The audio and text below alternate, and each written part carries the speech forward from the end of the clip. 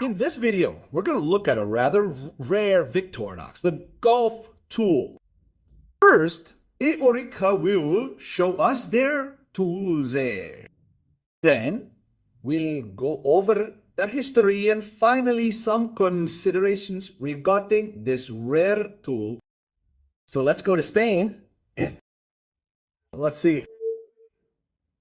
Alaska.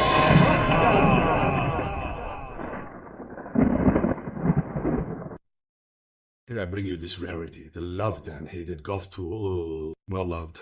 I don't know, hated for sure by some. A model specifically for playing golf, and it's the last link in the chain of knives that incorporated some type of tool for golf. Well, this one is exclusive, okay? This model with translucent ruby red handles would be the 0.755 750 Faraday. In the United States, 53 says to 96 2. And it mixes golf-specific tools such as a repair tool of considerable size with a retractable spring that pushes a golf ball. I don't know if you can see the relief of the ball. Excuse me, but I'm not at home and the light is a bit bad. A golf ball marker so you can leave it there on the green and then put the ball back in yourself.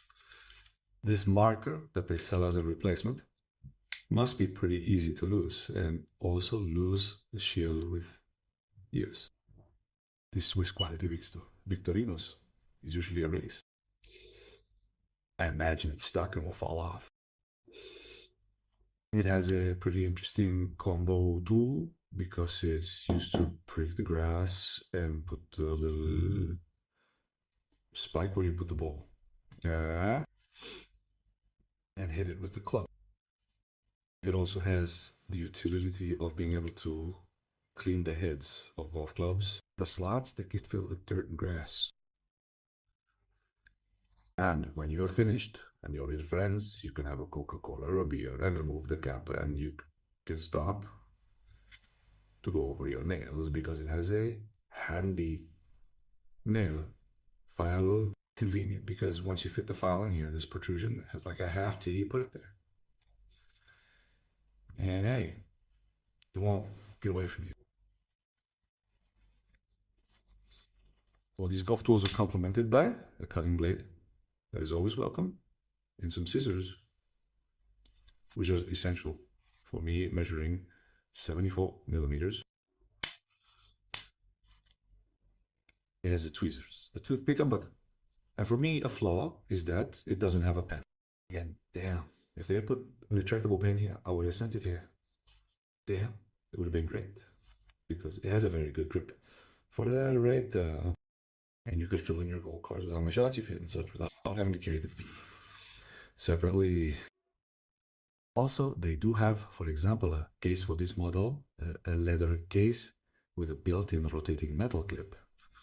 Although I don't know if they always have it or if they always provide it, because on Amazon, for example, they advertise it there. Case and the pen appear in the photo, a pen, quite small, but in the reviews, or the reviews from buyers, they often say that they haven't sent them the ball, that they advertise it but don't send it. Funny.